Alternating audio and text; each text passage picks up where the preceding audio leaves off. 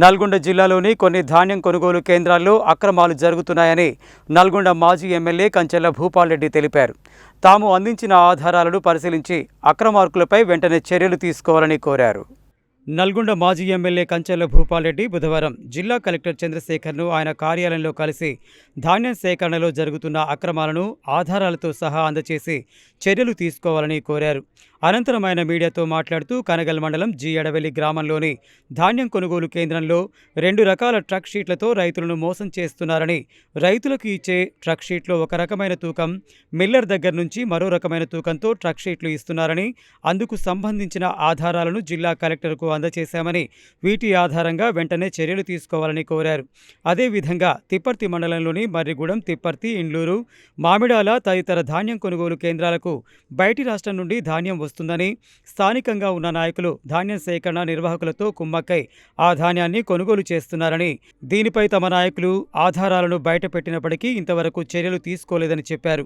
నల్గొండ మండలం అన్నపర్తి గ్రామంలో ఏర్పాటు చేసిన ధాన్యం సేకరణ కేంద్రంలో ఇంతవరకు 25% కూడా కొనుగోలు జరపలేదని, దీనిపై జిల్లా కలెక్టర్ వెంటనే స్పందించి తగిన చర్యలు తీసుకుని ధాన్యం సేకరణను వేగవంతం చేయాలని కోరారు. మాజీ ఎమ్మెల్యే కంచెల భూపాల్ రెడ్డి వెంట జిల్లా కలెక్టర్ను కలిసిన వారిలో బీఆర్ఎస్ నల్గొండ నగర పార్టీ అధ్యక్షుడు భువనగిరి దేవేందర్, మాజీ కౌన్సిలర్ రావుల శ్రీనివాస్ రెడ్డి, అన్నపర్తి సర్పంచ్ మేకల పల్లవి అరవింద్ రెడ్డి, మాజీ సర్పంచ్లు ఎలక శ్రీనివాస్ రెడ్డి, కోట్ల జైపాల్ రెడ్డి, నాయకులు పెరిక కరణ్ జయరాజ్తో పాటు పలువురు రైతులు ఉన్నారు.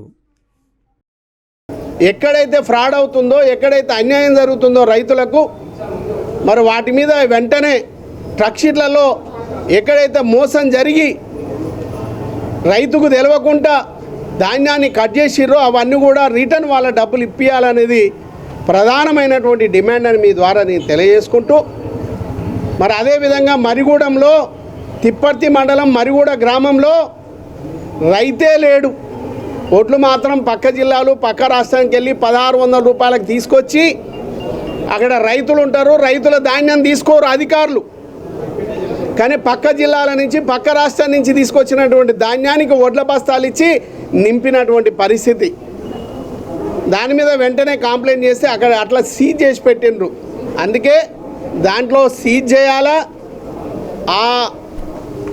దాంట్లో ఎవరైతే పాత్రదారులు అయ్యారో వాళ్ళందరినీ జైలు పంపించాలని కలెక్టర్ గారికి రిప్రజెంటేషన్ కూడా ఇవ్వడం జరిగింది. మరి అదేవిధంగా ఒక లారీకి ఒక ధాన్యం అమ్మితే ఒక ట్రక్ షీట్ ఇవ్వాలి. ఆ ట్రక్ షీట్ ఒక్కటి ఇవ్వకుండా 2 ట్రక్ షీట్లు ట్రై చేసి ఇలా 2 ట్రక్ షీట్లు వాళ్ళ ఇష్టం ఉన్నట్టు తయారు చేసి మోసం చేస్తున్నటువంటి సంవత్సరం. ఇప్పుడు కలెక్టర్ గారి దృష్టికి తీసుకపోతే 2 ట్రక్ షీట్ ఎట్లుంటాయని ఆయన ముక్కు మీద ఏలేసుకున్నటువంటి పరిస్థితి ఉంది. అంటే వాళ్ళకి ఇష్టమైనటువంటిది ఒక ట్రక్ షీటు, మోసపూరితమైనటువంటి ఒక ట్రక్ షీటు. మరి అదే చెప్పిన కలెక్టర్ గారికి ఇది మోసం జరుగుతూ ఉంది. మొత్తం ట్రక్ షీట్లు ఎన్ని మరి ఇవ్వడం జరిగింది, ఆ ట్రక్ షీట్లలో ఎంత కట్టింగ్ జరిగింది, 2వ ట్రక్ షీట్ ఎందుకు ఇస్తున్నారు అనే దాని మీద కూడా వెంటనే దాని మీద చర్య తీసుకొని మరి ఎవరెవరైతే ఎక్కడెక్కడైతే DCMS కానీ మరి ఈ ట్రక్ షీట్లలో మోసం కానీ, దండంపల్లిలో జరిగినటువంటి మరి 40 లారీలు 40 ట్రక్ షీట్లు పోతే అందులో 38 లారీలలో మరి 10 బస్తాలు మన 20 బస్తాలు 30 బస్తాలు 10 క్వింటాలు కట్ చేసిరో దాని మీద ఇవన్నిటి మీద చర్యలు తీసుకోవాలని కలెక్టర్ గారి దృష్టి తీసుకుపోయినాం. కాబట్టి రైతు సోదరులారా, నిండుగా నిలువు దోపిడీ చేస్తుంది ఈ కాంగ్రెస్ పార్టీ, ఈ కాంగ్రెస్ నాయకులు.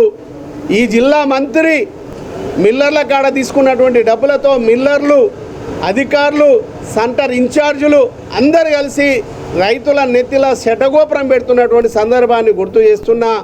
దీన్ని అరికట్టడానికి కలెక్టర్ గారు పూర్తి బాధ్యతలు తీసుకొని రైతులని కాపాడాల్సినటువంటి బాధ్యత తీసుకోవాలని ఈ వేదిక ద్వారా తెలియజేస్తున్నా.